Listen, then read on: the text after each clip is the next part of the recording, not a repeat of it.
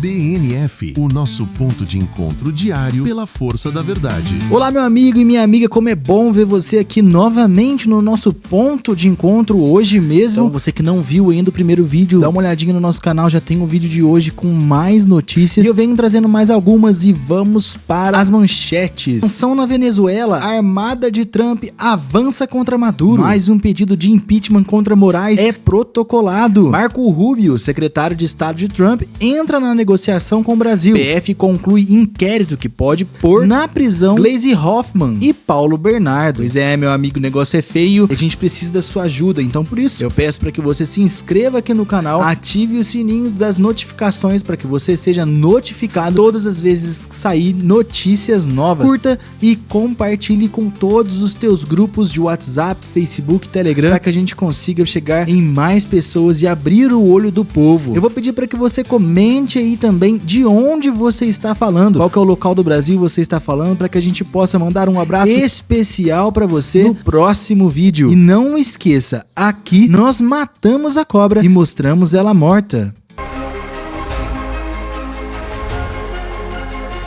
Na manhã desta quarta-feira, 15 de outubro de 2025, a Venezuela entrou em estado de alerta máximo com o regime de Nicolás Maduro ativando seus sistemas de defesa antiaérea de longo alcance em resposta a crescentes movimentações militares dos Estados Unidos próximas à sua costa marítima.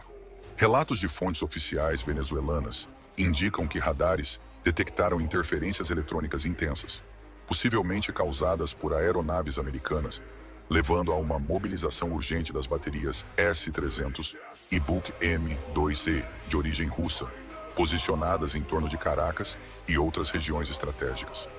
Essa ativação reflete o temor de uma incursão iminente, embora não haja confirmações independentes de violações ao espaço aéreo soberano.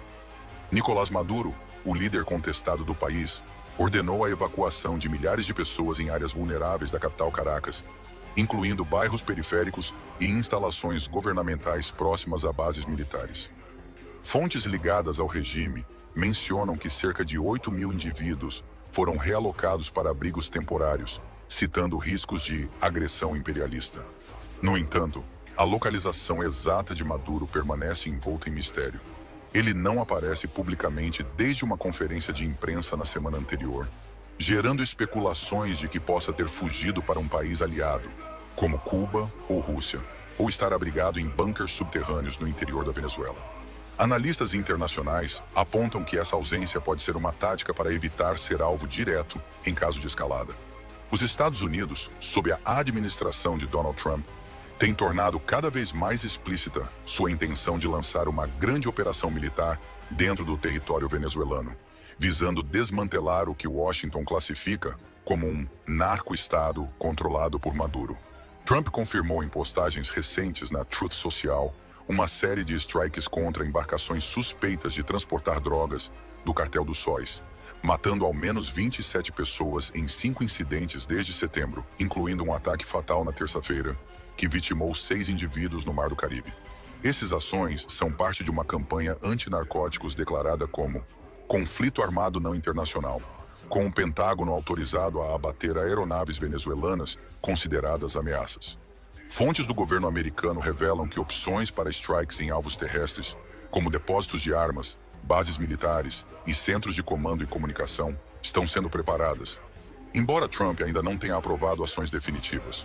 Um dos elementos mais alarmantes dessa tensão foi a patrulha de 2 bombardeiros B-52H Stratofortress da Força Aérea dos Estados Unidos, que tiveram seus transponders desligados temporariamente durante manobras próximas à costa venezuelana. Essas aeronaves, desenvolvidas na década de 1950, no auge da Guerra Fria para realizar ataques nucleares contra a antiga União Soviética, possuem capacidade para transportar bombas nucleares estratégicas, além de mísseis de cruzeiro convencionais. Com uma envergadura de 56 metros e capacidade para carregar até 31 toneladas de armamento, incluindo mísseis AGM-86 de longo alcance, capazes de atingir alvos a mais de 2.400 quilômetros, os B-52 representam o pináculo da capacidade de bombardeio estratégico americano, com autonomia de voo superior a 14.000 quilômetros sem reabastecimento.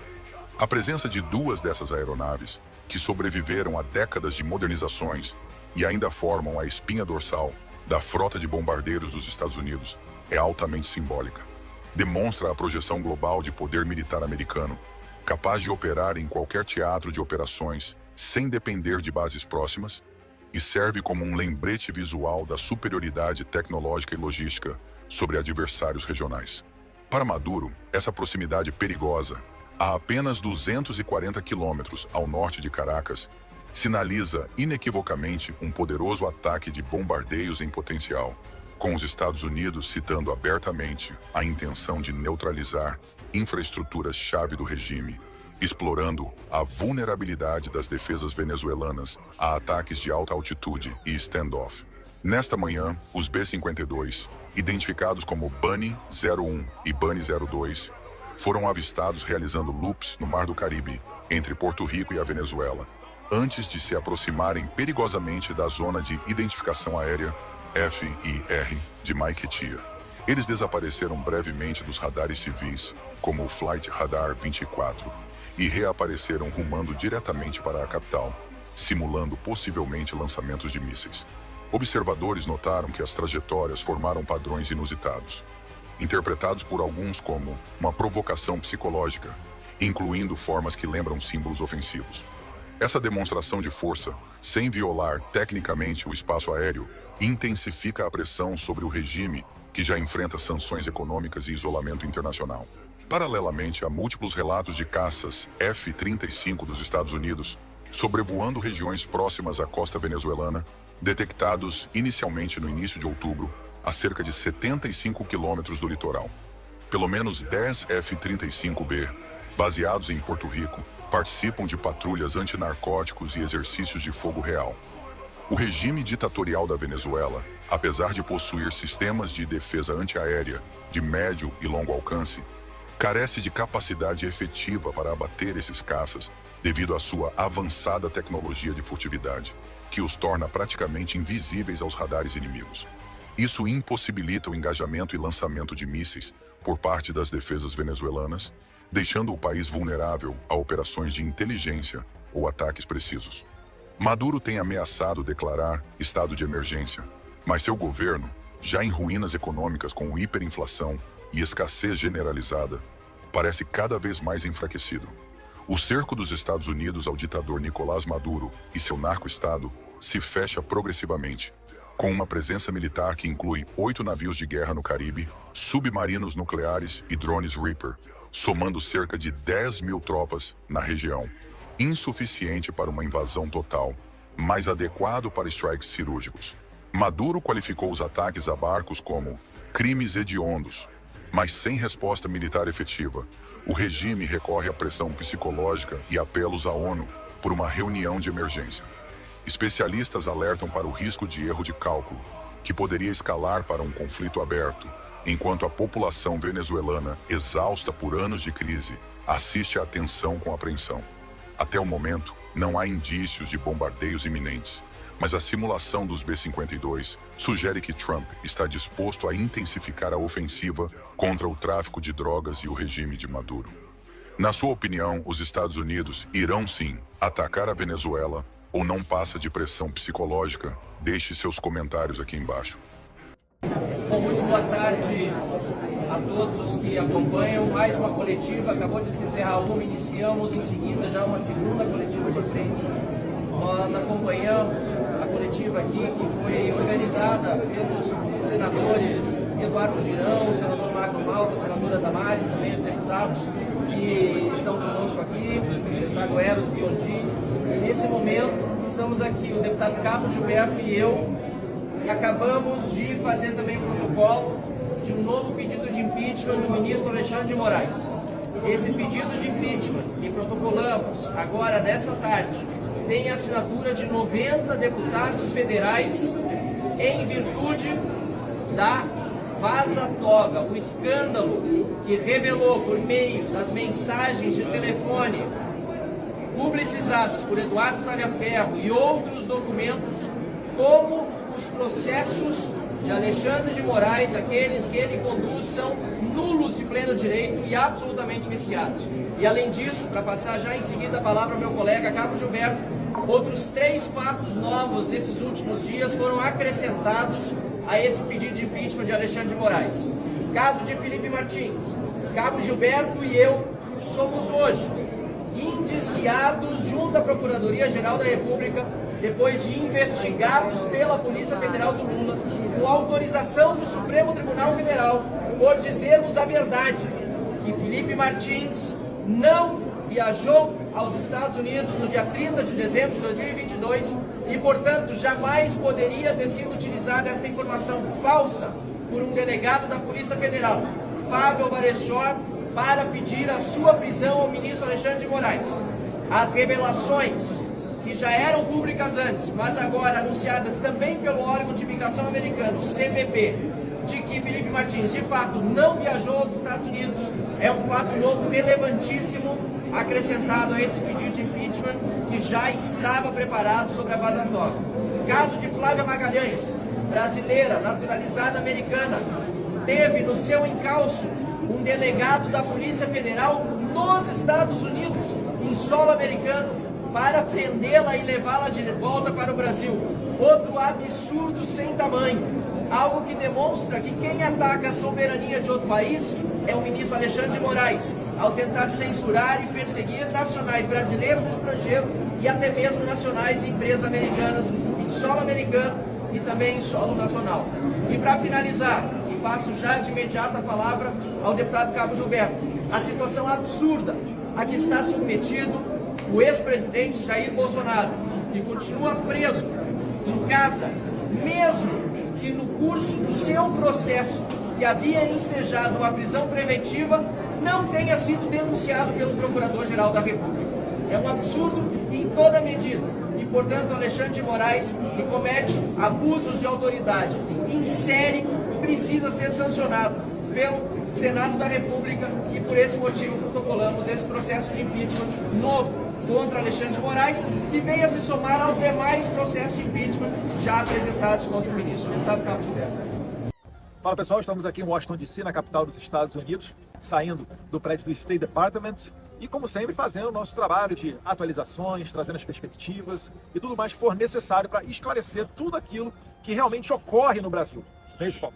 Eu acho que para as pessoas que falaram que você tinha sido escanteado, não era mais recebido, agora era só a química do Lula, etc, etc, eu acho que cai um pouco por terra essa narrativa, mesmo no meio de um shutdown do governo americano. O governo americano está em shutdown. Continuamos sendo maravilhosamente bem recebidos. Falamos bastante sobre as nossas perspectivas sobre o Brasil, sobre qual é a situação política atual, os avanços que houve e os avanços que não houve no país em relação à questão da anistia, né? Há uma expectativa em relação à reunião amanhã com o ministro das Relações Exteriores e o Marco Rubio. A gente entende que essas conversas são normais, são boas de acontecerem agora. Esse é o momento de acontecer. Os Estados Unidos estão numa posição forte. Vamos ver o que o Brasil tem a oferecer, o que o Brasil vai trazer para a mesa. A posição dos Estados Unidos me parece ser sempre a mesma e ser muito clara. Vamos ver o que vai ser dito para o secretário amanhã. Da nossa parte, né, Eduardo, a gente não é governo dos Estados Unidos.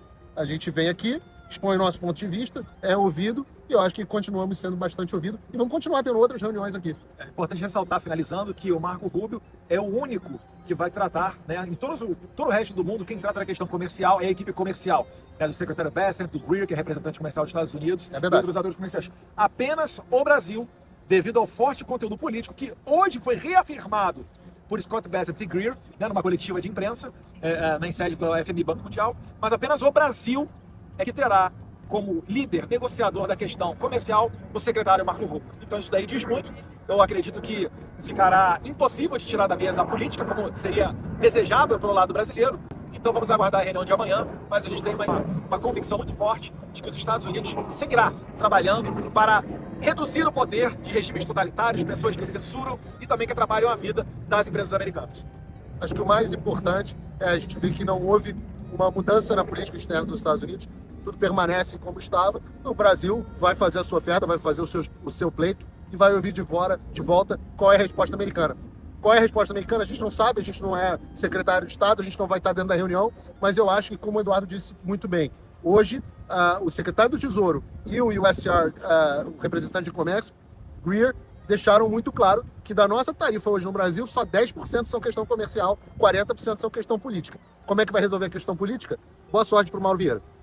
Anistia segue mais viva do que nunca.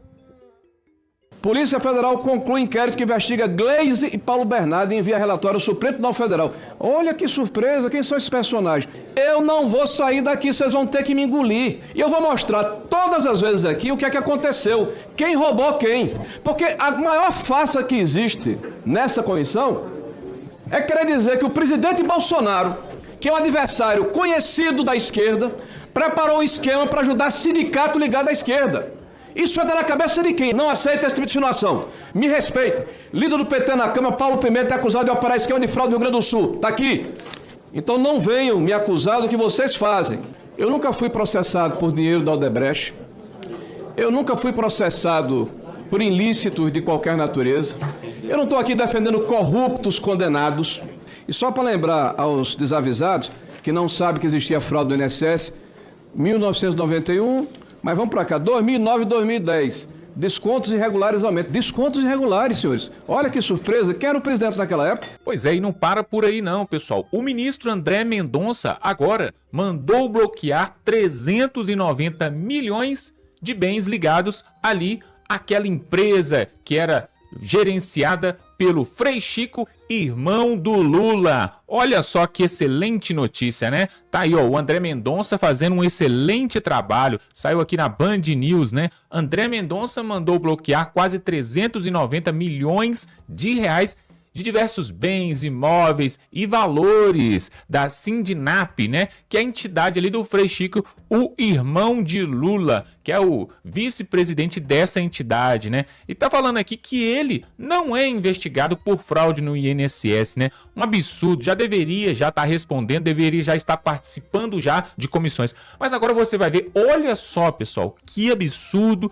para deixar qualquer cidadão normal de queixo caído. Olha o que o Rogério Marinho vai mostrar aqui agora, pessoal. Uma bomba, uma verdadeira bomba. Ele mostrou ali na comissão do INSS, ali na CPMI. Olha só o que você está sendo roubado e não está sabendo, mas agora a verdade finalmente apareceu. Vamos para essa matéria e voltamos em seguida. Polícia Federal conclui inquérito que investiga Gleisi e Paulo Bernardo e envia relatório ao Supremo Tribunal Federal. Olha que surpresa, quem são esses personagens? Procurador-geral, não foi Lula, não. Lula estava dormindo em berço esplêndido. E só para lembrar aos desavisados que não sabem que existia fraude do INSS, 1991, mas vamos para cá, 2009 e 2010, descontos irregulares aumentam. Descontos irregulares, senhores. Olha que surpresa, quem era o presidente naquela época? Descontos irregulares, o volume de desconto agora começa a aumentar, segundo o Baus, eles começam a ser mais recorrentes, mas ainda tem algo muito localizado no varejo. Começa, sabe quanto? 2009 e 2010. Aí vem, contribuição compulsória. Aposentados são descontados sem saber se sindicatos faturam milhões. Olha que surpresa. Sabe quando é que foi isso, gente? Foi em 2010. E o ministro Carlos Gabas, na época, sede da Confederação Brasileira dos Aposentados, na última quarta-feira, ficou decidido que o interessado que está sendo lesado, roubado, precisa ir ao sindicato ou associação e pedir o cancelamento. 2010. Quem era o presidente na época? Ah, não sei. As pessoas vão entender o que é que eu estou falando. Idosa descobriu que teve desconto devido do INSS por 30 anos após escândalo de fraude. Acabei de dizer que faz desde 1994. Contribuição compulsória. Aposentados são descontados sem saber se sindicatos faturam milhões. 2010 também. Polícia Federal conclui inquérito que investiga Gleisi e Paulo Bernardo e envia relatório ao Supremo Tribunal Federal. Olha que surpresa. Quem são esses personagens? 15 de março de 2018. E qual é o inquérito aqui? Consignados. Qual é o objeto dessa comissão, me parece, né? As pessoas talvez tenham se esquecidos. E agora, esse partido que fica aqui dizendo que quer combater a fraude e tal, quer ajudar o trabalhador, é o mesmo que votou contra, há pouco tempo, na medida provisória que determina a retirada dos consignados. Né? É a mesma. E a esquerda ajudou a manter desconto que levaram à fraude do INSS. Está aqui 2019, mostrando que foi combatida a MP, que nós apresentamos a 871. E eu alertei que desde o primeiro dia que cheguei aqui a essa casa, eu fui formalmente intimidado, como se eu tivesse algum problema. Requerimentos, insinuações. Eu quero dizer que eu tenho uma vida limpa, eu não tenho nenhum processo, não tenho nenhuma condenação. A contribuição que recebi foi lícita em 2018 como candidato a deputado federal, R$10 mil. Eu tenho uma montanha de argumentos, senhor Paulo Pimenta, em relação ao que eu estou falando. Eu nunca fui processado por dinheiro da Odebrecht. Eu nunca fui processado por ilícitos de qualquer natureza. Eu não estou aqui defendendo corruptos condenados, né? Eu não estou aqui fazendo proselitismo em função de situações pretéritas. Eu defendo a minha biografia. Eu estou aqui de peito aberto, de cabeça erguida, para falar a respeito de temas que interessam ao Brasil. Eu já fiz umas 5 ou 6 intervenções dizendo, gente, vamos deixar de cortina de fumaça, porque daqui a pouco a gente vai pedir música no Fantástico. Música no Fantástico. É a primeira vez na intimidação, é a segunda vez na intimidação, é a terceira vez. Eu não vou sair daqui, vocês vão ter que me engolir. E eu vou mostrar todas as vezes aqui o que é que aconteceu. Quem roubou quem. Porque a maior farsa que existe nessa comissão é querer dizer que o presidente Bolsonaro, que é um adversário conhecido da esquerda, preparou um esquema para ajudar sindicato ligado à esquerda. Isso entra na cabeça de quem? Agora, a gente vê uma narrativa sendo repetida aqui com uma precisão, com uma vontade, com uma determinação que é invejável. Eu quero lembrar que aquele que me acusou, ou fez uma insinuação, que não é a primeira vez, tem na sua vida pretérita, o desembargador que ordenou soltura de Lula fez doação para a campanha de Paulo Pimenta em 2006. Não foi na minha campanha, não. Relator da ação condenou Bolsonaro, já mandou soltar Lula. Foi via de consequência. Paulo Pimenta renunciou ao cargo de vice-presidente da CPI do Mensalão. Por quê, hein? Em função de encontro reservado que teve com o empresário Marcos Valério na garagem do Senado, para obter nova lista de beneficiados para recurso repassado para o empresário. Eu não aceito essa tentativa, quanto mais, de se tentar enxovalhar a honra das pessoas. Não aceito esse tipo de insinuação. Me respeite. Líder do PT na Câmara, Paulo Pimenta, é acusado de operar esquema de fraude no Rio Grande do Sul. Está aqui. Então não venham me acusar do que vocês fazem. Paulo Pimenta critica a empresa por lembrar de corrupção no Petrobras. A agência que tem amigo de Pimenta, entre diretores, fatura 35 milhões em 2024. E por aí vai. Após 10 mil ficou bom. Eu acho que nós temos aqui, senhor presidente, senhores deputados, que ter respeito um pelos outros. Agora, eu não aceito mais insinuação. Quem falar vai receber. E eu conheço a história de cada um aqui, conheço a minha história. O que estamos investigando aqui não é apenas fraude contábil. É roubo da dignidade de quem mais precisa. É o desconto criminoso no benefício de aposentados humildes. Dinheiro do remédio. Dinheiro da comida. Descontos feitos por associações fantasmas. Convênios suspeitos e um evidente apagão de controle. Diante do volume de descontos associativos, facilitado pelas falhas do sistema de controle do INSS, permitindo inclusive a inclusão de morto há mais de 10 anos na lista dos associados, eu pergunto ao senhor Stefanoto, tudo isso aconteceu por negligência administrativa, cegueira deliberada ou conluio criminoso? Como um profissional com a carreira que tem, de forma objetiva, qual a classificação que o senhor daria a isso? Me parece que Vossa Senhoria está querendo negar nessa CPI que ocorreu a roubalheira aos aposentados. Eu não atribuí a Vossa Senhoria. Desculpa, senador, eu concordo, o senhor não atribuiu ainda. O raciocínio do senhor está indo para isso. Eu acho que a Vossa Senhoria está se auto-atribuindo. Não, ninguém se auto-atribui. Eu não vim aqui, eu estou falando aqui já 4 horas, mostrando o que eu fiz. Me pareceu a preocupação de Vossa Excelência nessa sugestão. Mas eu vou agora para a entrevista que Vossa Senhoria deu. Pois não. O senhor concedeu entrevista à CNN em maio de 2025, afirmando que houve um aumento do número de segurados cadastrados por entidades Silêncio, por favor. que já possuíam acordos anteriores.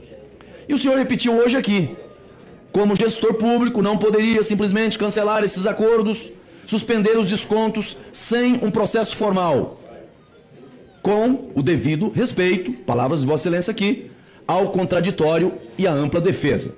Ok. Nesse caso, entre 2 direitos que estavam aqui em xeque, qual público mereceria maior proteção?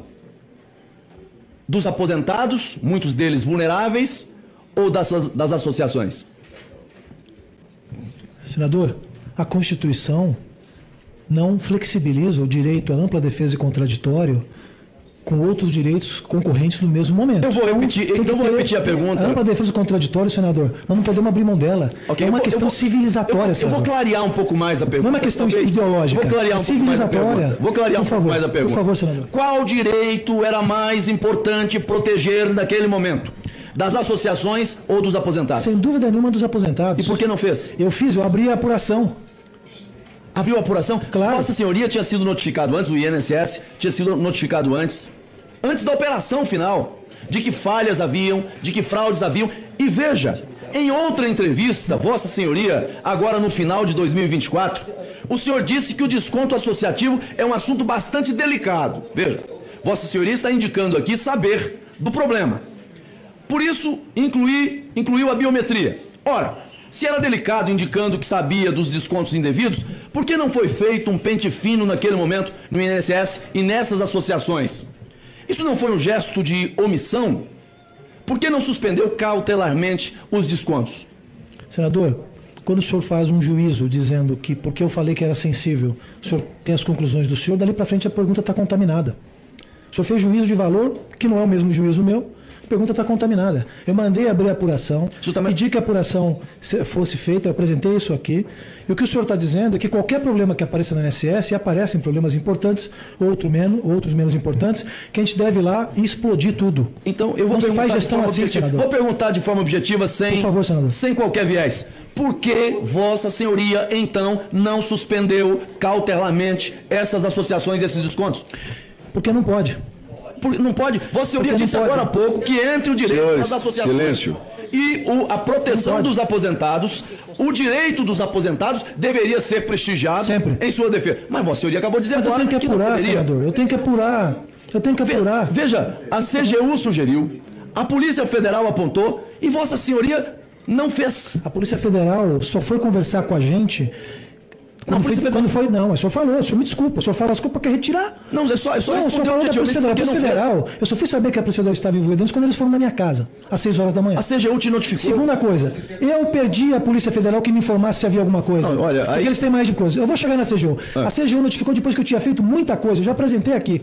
E eu mandei apurar para daí tomar as decisões. E eu estava fazendo uma coisa muito mais importante, que era mudar estruturalmente esse modelo. Por isso que eu falei que era sensível. Veja Vossa Senhoria. Vou repetir, e aqui vou afirmar, é a minha opinião. Claro, eu respeito. Entre ficar do lado do aposentado ou das associações, o senhor preferiu ficar por dever de cautela, segundo o que Vossa Senhoria está dizendo aqui, do lado das associações. Neste caso, os mais vulneráveis não pôde contar com a consciência e o dever funcional de Vossa Senhoria. O servidor público tem que seguir o rito. Não, senhor. O senhor quer que simplesmente qualquer assunto que apareça lá, a gente decida. Me desculpa. Decida por intuição. Me desculpe, não é qualquer assunto, é assalto aos aposentados. Tem que cumprir a lei, senador. Me desculpe, não é qualquer assunto, é assalto aos aposentados. Tem que cumprir a lei. Vossa Senhoria, entre ficar do lado dos aposentados e do lado das associações, Vossa Senhoria ficou do lado das associações. Não, senhor. O senhor está pegando os dados que tem hoje. Entendeu alguma associação? O senhor vai responder o que o senhor está falando. Vossa Senhoria, senhores, por gentileza. Suspendi. Não, senhores, por favor. No caso dos... Suspendi. Antes de sair, suspendi. Suspendi, o senhor está equivocado. O senhor está mal informado. No caso, não. E eu vou responder. Eu cumpro a lei. Que a CGU está mal informada, que a Polícia Federal está mal informada. Não, a CGU erra. Porque isso é relatório deles. A CGU erra.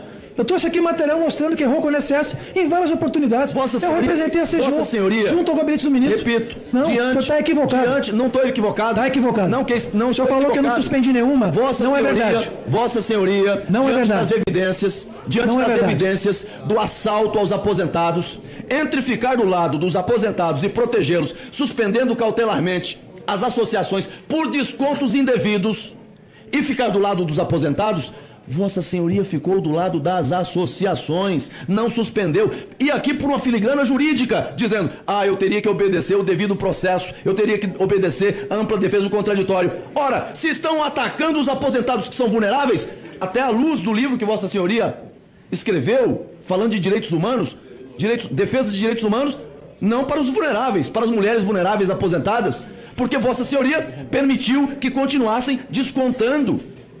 Isso prosseguiu, só parou quando houve a operação da Polícia Federal. Não houve suspensão.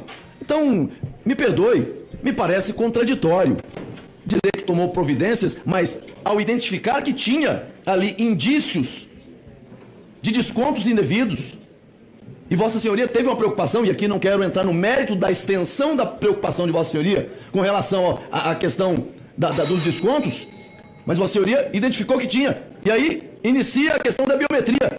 Mas ainda que diante desses indícios, ainda que diante da sugestão da CGU, não suspendeu cautelarmente os descontos. Aqui está meu ponto de crítica, porque ao invés de ficar do lado dos aposentados, preferiu garantir o direito à ampla defesa e o amplo contraditório das associações. E aí, com todo respeito, fraudaram o INSS. O sistema de controle falhou, pecou e expôs os nossos aposentados. E aí, senhor presidente? Posso, presidente? Posso, presidente? Deixa ele terminar. Quer acrescentar aqui ou na sequência? Não, pode terminar, excelência. Vosso tempo. Aí, senhor presidente, eu poderia trazer aqui, eu tenho um mapa completo, e aí esse mapa, eu vou publicar na minha rede social depois, das medidas que foram adotadas na gestão de Vossa Senhoria e do Ministro da Previdência para afastar os filtros de cautela no processo de associação, no processo de checagem dessas listas que eram incluídas para descontos associativos. Começou em março, para encerrar, o pedido da CONTAG, pedindo desbloqueio. Naquele momento, houve um parecer contrário. Posteriormente, esse parecer foi afastado para autorizar os descontos. Depois, ao invés de enfrentar a questão, não, vamos afastar aquilo que dificulta a liberação para os descontos associativos. E foi isso que aconteceu a partir de agosto, a partir de setembro, com a nomeação do senhor Vigílio, outubro, dezembro... Para encerrar, excelência. Eu estou encerrando, senhor presidente. Por favor. Meu amigo, eu vou suplicar novamente a sua ajuda. Nos ajude aqui a se inscrevendo no canal, dando like, ativando o sininho das notificações e compartilhando com todos os seus grupos de WhatsApp, Facebook, Telegram. Aproveite e compartilhe para que mais pessoas saibam das notícias sem filtro algum. E eu vou pedir para que você comente a nossa frase secreta, que é Marco Rubio vai pra cima. E é assim que a gente pode reconhecer aí vocês no meio da multidão, tá? Eu vou dando já um forte abraço para vocês. Deus abençoe e é hora de ouvir a verdade. O despertar se chama Brasil Nova Força. BNF, o nosso ponto de encontro diário pela força da verdade.